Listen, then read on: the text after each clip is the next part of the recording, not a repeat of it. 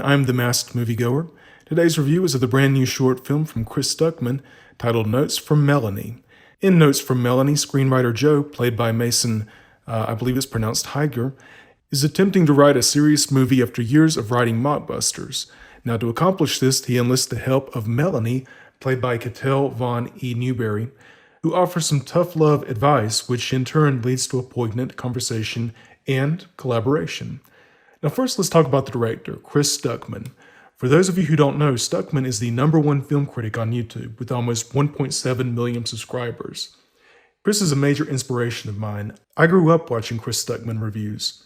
Stuckmann is great at giving short, to-the-point reviews, and sometimes I don't need an hour-long in-depth analysis presented through sketch comedy. I just want a 5 to 10 minute rundown of a movie and whether or not it's worth my time, and Stuckmann is great at that. But is he as good at making films as he is reviewing them?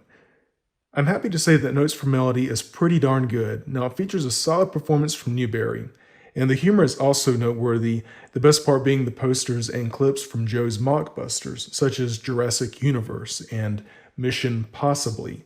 Really, those clips are hilarious, and I almost wish Chris had just done a mockbuster spoof instead of this. But instead, Stuckmann aims for something deeper, and I appreciate the film's heart. Stuckmann doesn't just aim to make people laugh here. Instead, he really tries to dive into the psyche of a writer who, or anyone really, who wants to be remembered for something more than what they've been doing. And I agree with others that the character of Joe almost seems to represent Stuckmann, who has said he wants to do more than just review movies. Although, let's be real, it seems to be going pretty well for him. Now, that said, it wouldn't be a review if I didn't point out a few things. Maybe didn't work quite as well. I feel Heiger's performance as Joe wasn't always there. It wasn't quite at the level of his co-star. You know, at times it's great. He does a great job channeling Stuckmann, or even at one point when he's describing his passion about a certain movie, it's almost like he's channeling Tarantino with his actions and his mannerisms.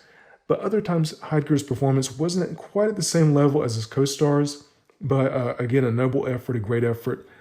I also felt Notes from Melanie was a little too long. It clocks in at almost 20 minutes.